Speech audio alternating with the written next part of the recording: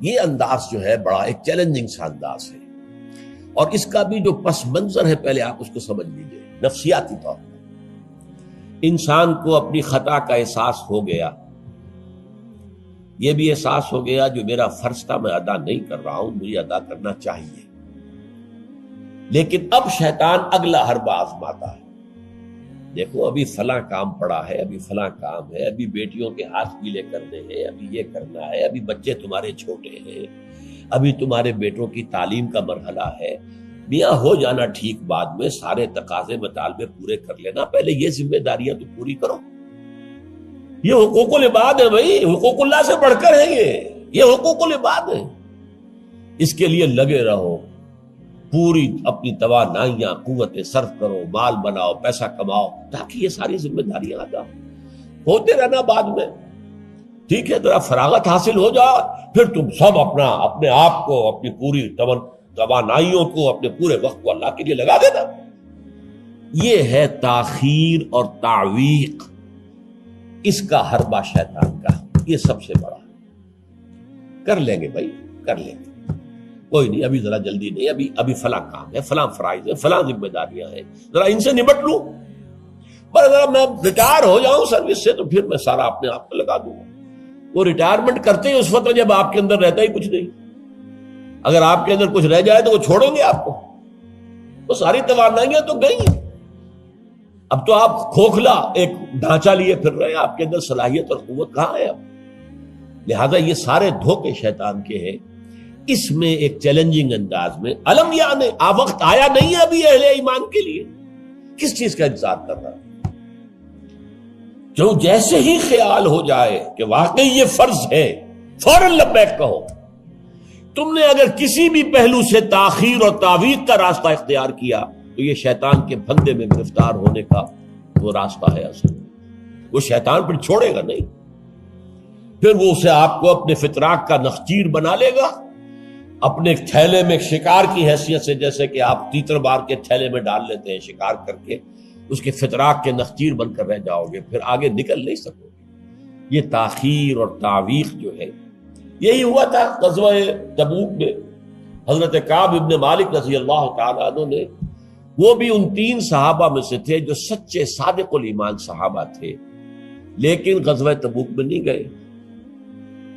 حضور نے واپس آ کے جو لوگ نہیں گئے تھے ان سے جواب طلبی کی، لہذا منافقین تو آئے، اللہ کی قسم ہے، خدا کی قسم ہے یا رسول اللہ، میں اللہ کو گواہ کر کے کہتا ہوں یہ تھا یہ تھا یہ تھا، یہ سبب تھا، میں نہیں جا سکتا۔ حضور فرماتے تھے مسکراتے، اچھا جائیے تشریف لے جائیں، کوئی پکڑ نہیں۔ یہ آئے جب کعب ابن مالک تو حضور کے چہرے پر مسکراہٹ تھی، تنزیہ مسکراہٹ۔ آپ فرمائیے آپ کیوں نہیں گئے، کیوں نہیں گئے تھے ہمارے ساتھ؟ عرض کیا حضور میرے پاس بھی زبان ہے، میں بھی جھوٹ بول سکتا ہوں، لیکن آج میں جھوٹ بول کر آپ کی گرفت سے، آپ کی سرزنش سے اپنے آپ کو بچا لوں گا، لیکن قیامت میں کیا کروں؟ خدا کی قسم جتنا صحت مند میں اس زمانے میں تھا اتنا صحت مند کبھی نہیں رہا، یعنی کوئی بیماری مجھے آج نہیں لاحق نہیں تھی، اور جتنا فارغ البال میں اس زمانے میں تھا، ہر چیز میرے پاس تھی، اتنا فارغ البال میں کبھی نہیں رہا۔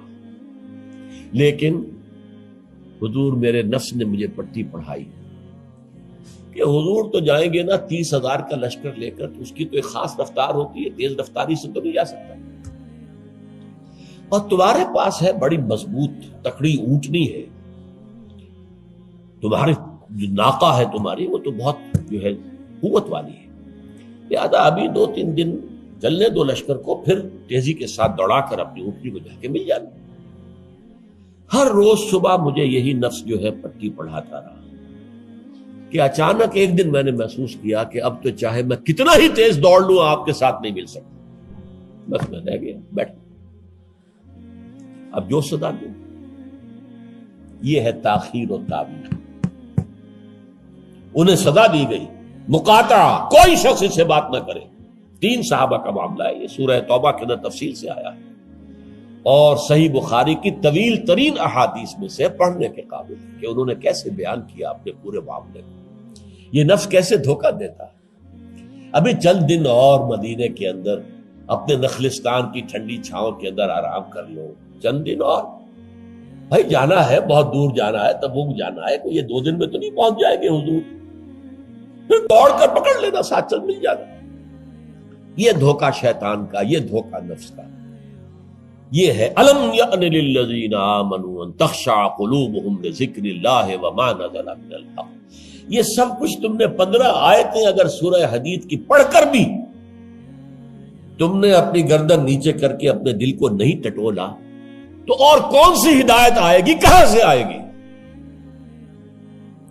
15 آیتیں سورہ حدید کی پڑھ کر بھی، تو کیا ابھی وقت نہیں آیا اہل ایمان کے لیے؟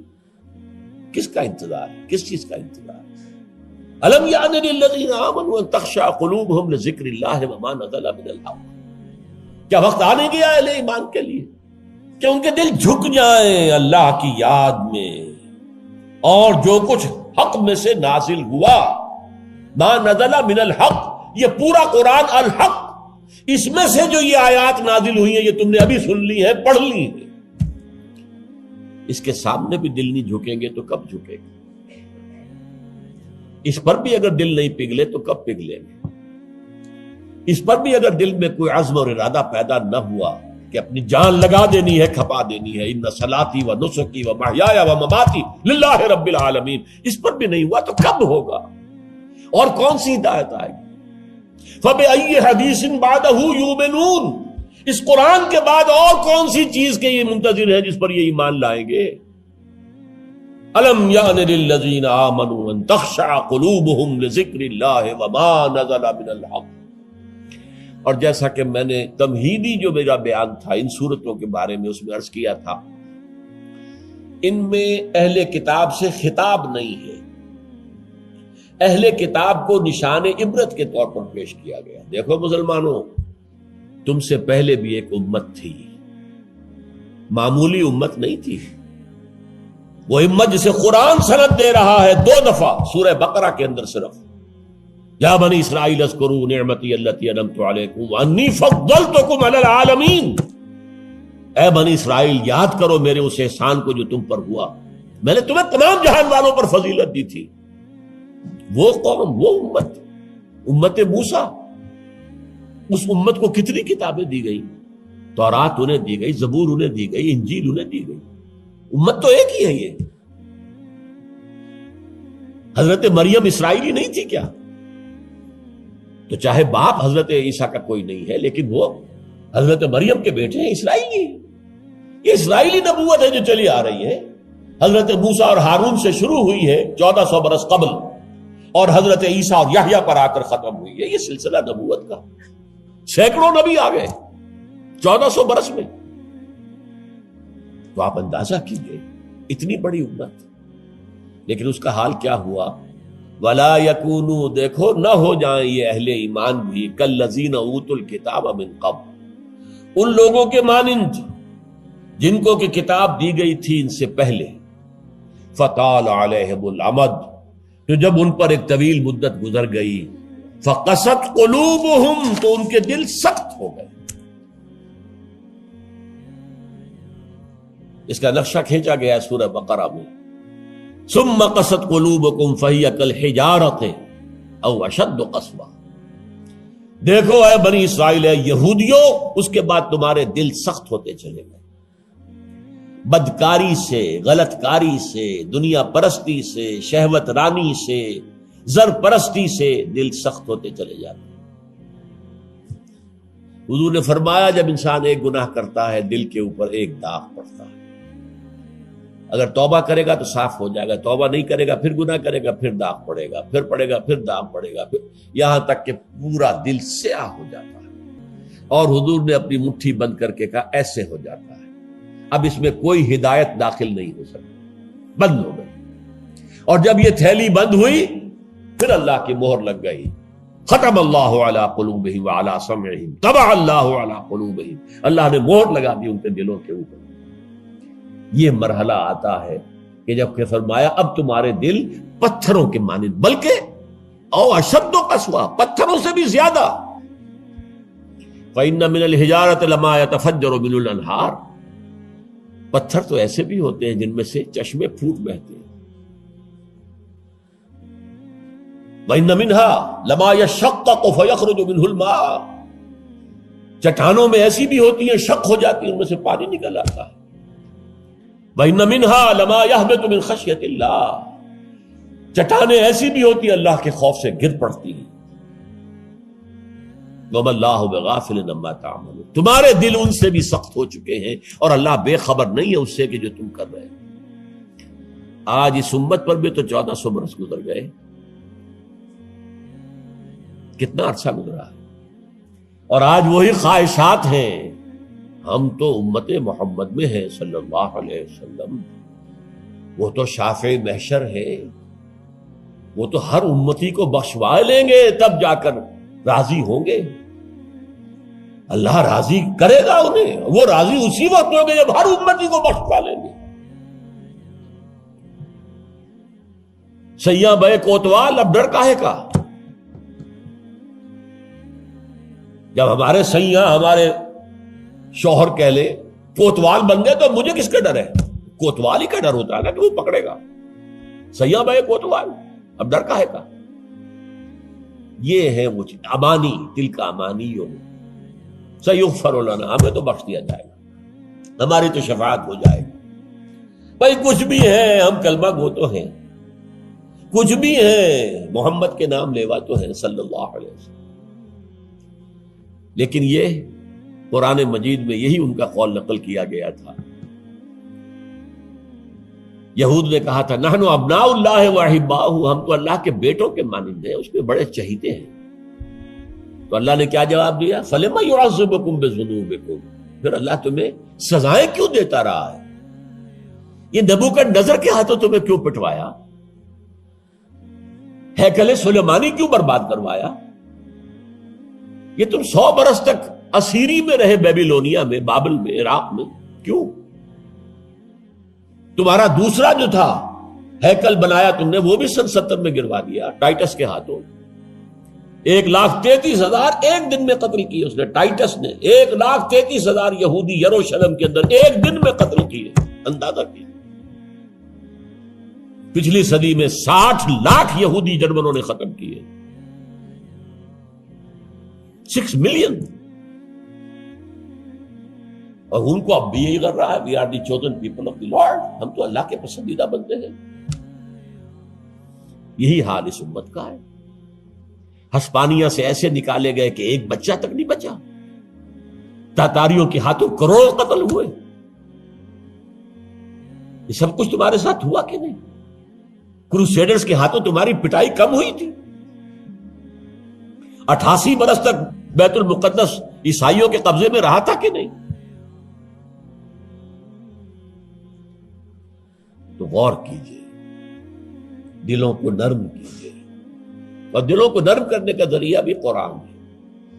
یا ایھا الناس قد جاءتکم موعظۃ من ربکم. موعظہ، واعظ کہتے ہیں اس کو جو دل کو نرم کرے، اس میں رقت پیدا کر دے. رقیق کہتے ہیں پتلی شے کو، رقیق مادہ، رقیق مادہ. دل سخت ہو جائے اسے نرم کرنے کی ضرورت ہے. اس کے لیے واعظ بھی سب سے بڑا قرآن. الم یان للذین آمنوا ان تخشع قلوبهم لذکر اللہ وما نزل من الحق ولا يكونوا كالذین اوتوا الکتاب من قبل. تمہارے سامنے موجود ہے. فطال علیہم الامد، پھر ان پر ایک مدت جب گزر گئی، فقست قلوبهم، تو ان کے دل سخت ہو. البتہ یہاں ایک واقعہ میں اور عرض کر دوں. ایک دل کی سختی وہ تھی جو یہودیوں کی ہو گئی تھی، یا ہم میں سے بھی بہت سو کی ہو چکی ہے. لیکن ایک اور دل کی سختی بھی ہوتی ہے، وہ اپنے احساس کی شدت کی بنا پر. یہ معاملہ حضرت ابوبکر کے ساتھ پیش آیا رضی اللہ تعالی. ان کے عہد خلافت میں ایک وفد آیا باہر سے. انہیں جب قرآن کی آیات سنائی گئی تو ان کی آنکھوں سے آنسو بہ نکلے. حضرت ابوبکر نے فرمایا ہاکذا کنا حتی قست القلوب. ایسے ہی ہم بھی ہوتے تھے، قرآن سنتے ہی، قرآن پڑھتے ہوئے ہمارے آنکھوں سے آنسو جاری ہو جایا کرتے، یہاں تک کہ ہمارے دل سخت ہو گئے. معاذ اللہ، معاذ اللہ، یہ شدت احساس ہے۔ یقیناً یہ ہوتا ہے جب آدمی عادی ہو جاتا ہے تو وہ کیفیت نہیں رہتی۔ میں نے اللہ کے فضل و کرم سے 6 حج کیے، لیکن جو کیفیت پہلے حج کی تھی وہ پھر کبھی نصیب نہیں ہوئی۔ ویسے بھی یہ تھا کہ اس وقت تک ابھی اتنا ہجوم نہیں تھا، سن 62، اب آج سمجھیے 42 برس گزر چکے ہیں، تو اس وقت کا اور تھا معاملہ۔ اب جو ہے وہ ہجوم جو ہے وہ اس میں کبھی انسان کو اپنے اندر جھانکنے کا، کہیں تنہائی میں بیٹھ کر یاد کرنے کا موقع نہیں ملتا، لیکن وہ تھا۔ لیکن ویسے بھی بات یہ ہے کہ ایک آدمی، اب جو لوگ وہاں رہتے ہیں مکے میں رہنے والے، ان میں سے اکثر کو ہم دیکھتے ہیں وہ خانہ کعبہ کا، اس اصل چوکور گھر کا بھی کوئی ادب نہیں کرتے، وہ تو ہر وقت ان کے نگاہوں کے سامنے عادی ہو گئے۔ تو ایک شکل یہ ہوتی ہے کہ جو ایک تعامل کثرت کے ساتھ جب ایک بات ہو رہی ہو تو پھر اس کی وہ تاثیر نہیں رہتی۔ تو فرمایا فقست قلوب، حضرت ابو بکر کا بھی وہ احساس کی شدت جو تھی، جیسے حضور نے فرمایا انہ لیغان علی قلبی، میرے دل پر بھی کبھی کبھی حجاب سا طاری ہو جاتا ہے۔ معاذ اللہ، کیسا حجاب؟ اب اس حجاب کے لفظ سے دھوکہ نہ کھا جائیے کہیں، ایک حجاب میرا اور آپ کا ہے، ایک حجاب محمد رسول اللہ صلی اللہ علیہ وسلم، کہ وہ جو اللہ کی طرف توجہ کی انٹینسٹی ہے، انٹینسٹی اس میں تھوڑی سی کمی بھی ہو گئی تو اسے آپ حجاب سے تعبیر کریں۔ ہمیں تو وہ کیفیت ہی میسر نہیں ہو سکتی، لیکن اس انٹینسٹی کے اندر، یہ لفظ انٹینسٹی انگریزی کا بار بار بول رہا ہوں، اس کی شدت، لیکن شدت کے لفظ کے اندر جو ہے وہ اتنا مفہوم نہیں آتا جتنا انٹینسٹی کے لفظ میں۔ وہ انٹینسٹی جو ہے اس میں ذرا سی کمی ہوئی، حضور پریشان ہو گئے۔ وَإِنَّهُ لَيُغَانُ عَلَىٰ قَلْبِي وَإِنِّي لَأَسْتَغْفِرُ اللَّهَ 70 مَرَّةً فِي كُلِّ يَوْمٍ، اور ہر روز میں 70 مرتبہ استغفار کرتا ہوں اللہ کے جناب۔ تو کیا آپ گناہ کرتے تھے؟ معاذ اللہ۔ یہ ذرا سی اس توجہ کی شدت میں، انٹینسٹی میں ذرا سی کمی ہوئی، اسے بھی آپ حجاب سے تعبیر کریں۔ تو یہی ہے مفہوم حضرت ابو بکر کے اس قول کا۔ لیکن ایک ہے قساوت قلبی، معصیت کی وجہ سے، دنیا پرستی کی وجہ سے، نفس پرستی کی وجہ سے، زر پرستی کی وجہ سے، شہرت پرستی کی وجہ سے، اقتدار پرستی کی وجہ سے، یہ پرستشیں جو ہے، یہ جو دل کو سخت کرتی ہیں تو وہ پتھر اور چٹان سے زیادہ سخت ہو جاتا ہے۔ ثم قست قلوبکم فہی کالحجارۃ او اشد قسوہ وان من الحجارۃ لما يتفجر منه الانہار وان منها لما يشقق فيخرج منه الماء وان منها لما يهبط من خشیۃ اللہ وما اللہ غافل عما تعملون وکثیر منهم فاسقون۔ اب ان میں سے اکثریت جو ہے وہ فاسقوں اور فاجروں پر مشتمل ہے۔ کیا یہی کیفیت آج کی مسلمان امت کی نہیں ہے؟ کیا عظیم اکثریت فساق و فجار پر مشتمل نہیں؟ کیا عظیم اکثریت حرام خور نہیں ہے؟ کیا عظیم اکثریت جھوٹی نہیں ہے؟ نفاق کی تینوں علامتیں، اذا حدث کذب وَإِذَا وَعَدَ أَخْلَفَ وَإِذَا خَانَ۔ حضور نے فرمایا منافق کی 3 نشانیاں ہیں، جب بولے جھوٹ بولے، وعدہ کرے خلاف ورزی کرے، امین بنایا جائے، امانت رکھوائی جائے، خیانت کرے۔ یہ الفاظ ہیں بخاری شریف کے بھی اور مسلم شریف کے بھی، اور مسلم شریف میں اضافی الفاظ ہیں وَلَوْ صَامَ وَصَلَّى وَزَعَمَ أَنَّهُ مُسْلِمٌ۔ خواہ ایسا شخص روزہ رکھتا ہو، نماز پڑھتا ہو، اپنے آپ کو مسلمان سمجھتا ہو، لیکن منافق ہے۔ یہی جو میں نے شروع میں آج بات کہی تھی، ایک نفاق ہے شعوری، ایک غیر شعوری۔ وہ منافق سمجھتے تھے ہم عقل مند ہیں، یہ بے وقوف ہے۔ وَإِذَا قِيلَ لَهُمْ آمِنُوا كَمَا آمَنَ النَّاسُ قَالُوا أَنُؤْمِنُ كَمَا آمَنَ السُّفَهَاءُ۔ جب ان سے کہا جاتا بھلے لوگوں، جیسے اور لوگ ایمان لائے ویسے ایمان لاؤ، جیسے وہ اللہ کی پکار پر لبیک کہنے کو ہر وقت تیار رہتے ہیں، کہتے ہیں ہم ان بے وقوفوں کی طرح ایمان لائیں، یہ تو پاگل ہیں، بے وقوف ہیں، فینیٹکس ہیں۔ فنڈامنٹلسٹ ہے، ایکسٹریمسٹ ہے. ہم تو ماڈریٹ اور بڑا روشن خیال اسلام جو ہے اس کے قائل ہیں. جب ان سے کہتا تھا فساد مت مچاؤ، کہتے تھے ہم تو مسلح ہیں بھائی، ہم تو چاہتے ہیں صلح. یہ محمد ہے صلی اللہ علیہ وسلم جنہوں نے اب یہ جنگ کا بازار گرم کر دیا. کیا ضرورت تھی؟ مکے میں 13 برس تبلیغ کرتے رہے، کوئی ہاتھ نہیں اٹھایا، یہی پروسیس جاری رہتا. خامخواہ یہ جنگ کا سلسلہ شروع کر دیا. کیا فائدہ؟ یہ بھی کہا جا سکتا ہے جس دشمن کو گڑ دے کر مارا جا سکتا ہے اسے زہر کا کو دینا ہے. بھائی تمہاری تعلیم اتنی اعلیٰ ہے، اتنی عمدہ ہے، فطرت کے مطابق ہے، پھیلاؤ. لیکن محمد کی سنت کچھ اور ہے، اسوہ محمدی کچھ اور ہے صلی اللہ علیہ وسلم. اس کے لیے منہج انقلاب نبوی میری کتاب کا مطالعہ کیا، تب پتہ چلے گا انقلاب کسے کہتے ہیں. اور یہ رسول انقلاب تھے صلی اللہ علیہ وسلم. بہرحال کثیر منہم فاسقون، جو بات کہی گئی ان اہل کتاب کے لیے اس وقت، آج وہ ہم پر راست آ رہی ہے. اللہ تعالی ہمیں اس سے نکلنے، توبہ کرنے، اللہ کی جناب میں سر جھکانے، اللہ کی کتاب کے سامنے سر جھکانے کی اللہ تعالی ہمیں توفیق عطا فرمائے.